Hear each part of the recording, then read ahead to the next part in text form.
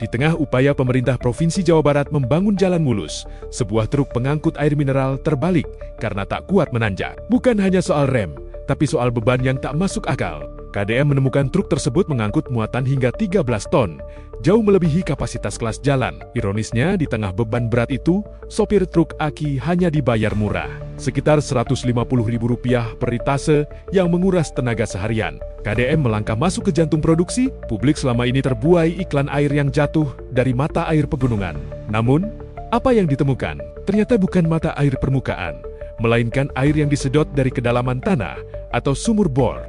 Ngambil sumbernya dari dalam. Di bor, Pak. Oh, ini di bor ngambil airnya. Karena di tanah. Pihak manajemen mengakui bahwa mereka menggunakan sumur bor dengan kedalaman 100 sampai 130 meter. Klaim mereka, air ini lebih baik dan terproteksi dari kontaminasi permukaan. Nah, tapi yang punya kedalaman 30 meter dan 100 meter itu lebih aman dari kerentanan dari kontaminasi, pencemaran itu. Artinya bahwa air yang di bawah tanah, yang di bor itu jauh lebih terjamin higienitasnya dibanding yang di permukaan. Kan itu dulu, Pak, ya kan? Pihak manajemen berdalih, pengeboran dilakukan demi konsistensi kualitas. Mereka menyebut mata air permukaan sumber 1 sudah rusak diterjang longsor tahun 2024. Namun, bagi KDM, ini bukan alasan untuk mengabaikan dampak lingkungan jangka panjang. Manajemen juga mengklaim pemakaian air mereka kurang dari 1% dari total debit sungai dari daerah aliran sungai. Mereka juga berjanji melakukan konservasi rorak dan penanaman pohon. KDM kembali lagi ke pabrik Aqua untuk meninjau sumber airnya. Kejanggalan birokrasi mulai terkuak. KDM menemukan fakta bahwa pabrik ini membayar PDAM sebesar 600 hingga 800 juta rupiah setiap bulan. Untuk apa? Ternyata hanya berdasarkan perjanjian masa lalu tanpa ada layanan air yang benar-benar diberikan oleh PDAM kepada pabrik. KDM mempertanyakan legalitas uang tersebut. Di satu sisi pabrik membayar pajak air tanah ke kabupaten, di sisi lain membayar PDAM secara rutin, namun rakyat di sekitar pabrik justru haus. Makanya kurang tahu saya, Pak. Hanya saat ini itu bayar ke 3 tempat kita, ke Bapenda sama ke PJT, Pak. Ya kalau ke PJT mungkin airnya yang ambil air permukaan, bukan? Kan kita SIPA semua. SIPA, air bawah tanah. Iya. Kenapa harus bayar ke PJT? Saya juga kembali lagi, saya kurang tahu secara kan historinya. bayar ke PJT itu kalau air sungai. Iya betul. Ya, kalau air sungai, air permukaan bayar ke PJT. Betul. Kalau mata air ngapain bayar ke PJT? Peran PJT apa di sini? Enggak, nanti kita evaluasi. Siap, Pak. Evaluasi, Pak. KDM bertemu warga yang terdampak longsor 2024, 2 orang meninggal. Perusahaan memberikan bantuan filter, tapi hanya bertahan sebentar. Akses jalan warga pun hancur.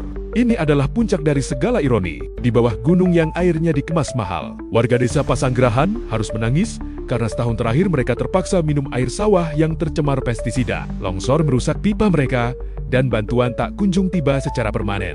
Iya. Bapak, orang sini mau air bersih, Bapak.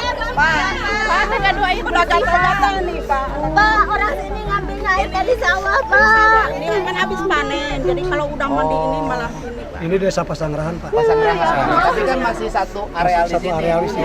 Belum ada lagi air bersih ke atas, Pak. Sekarang kita masyarakat ngambilnya dari sawah. Untuk minum, untuk apapun juga semuanya dari sawah. Minum air dari sawah? Iya, kalau nggak Sudah berapa tahun ini dibiarkan? dari longsor. 1 tahun kurang. 1 tahun, Pak. Sejak longsor. 1 tahun. KDM tak tinggal diam. Beliau meminta BPKRI dan ahli dari ITB melakukan audit total terhadap keuangan dan dampak lingkungan pabrik.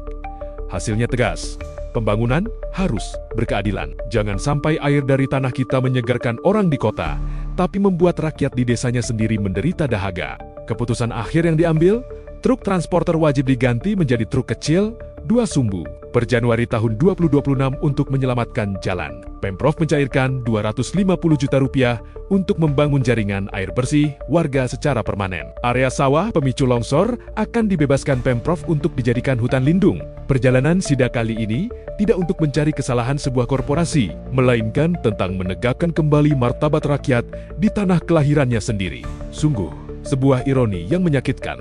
ketika air dari perut bumi Jawa Barat mengalir jernih hingga ke meja-meja mewah di ibu kota. Namun warga yang tinggal tepat di bawah kaki gunungnya harus berurai air mata karena hanya bisa mereguk air dari parit persawahan. Pembangunan tidak boleh hanya menguntungkan segelintir pihak dengan meninggalkan kerusakan jalan dan warga yang kehausan. Melalui kebijakan penggantian armada truk kecil, komitmen bantuan air bersih senilai 250 juta rupiah, hingga rencana penghijauan kembali area rawan longsor, kita sedang mengirimkan pesan tegas bahwa investasi harus sejalan dengan rasa kemanusiaan.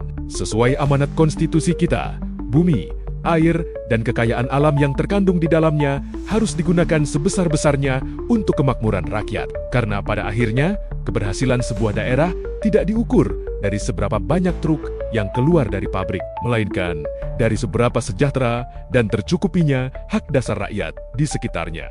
Menurut Anda, bagaimana perjalanan KDM kali ini? Silakan sampaikan di kolom komentar.